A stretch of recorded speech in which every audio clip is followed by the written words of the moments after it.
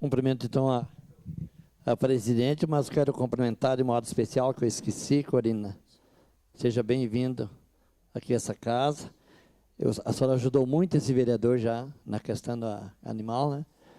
A gente já trabalhou junto, já conheço e sei que só vai somar muito para a nossa comunidade.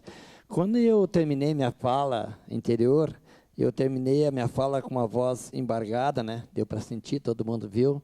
O pessoal está comentando aqui também na rede social, porque eu terminei com a voz embargada, porque eu tenho vergonha de alguns vereadores aqui dentro que tiram esse momento para fazer política.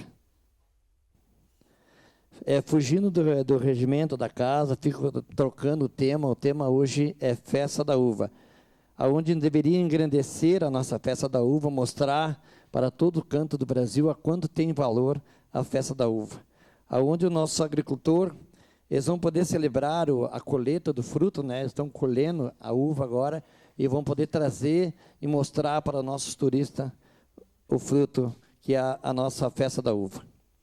Os nossos músicos também já estão se preparando para se apresentar, para mostrar a sua cultura. A feira de artesanato, essa semana eu estive conversando com o pessoal da feira de artesanato, estão se preparando para vir mostrar os artesanatos que estão fazendo para o nosso turista.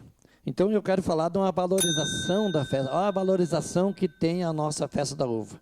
No momento oportuno, eu vou sim votar sim, porque entendo que nós temos que dar força para o nosso povo caxiense, que possa também estar junto na festa, apresentando os seus produtos mais valiosos que eles escolhem com tanto carinho.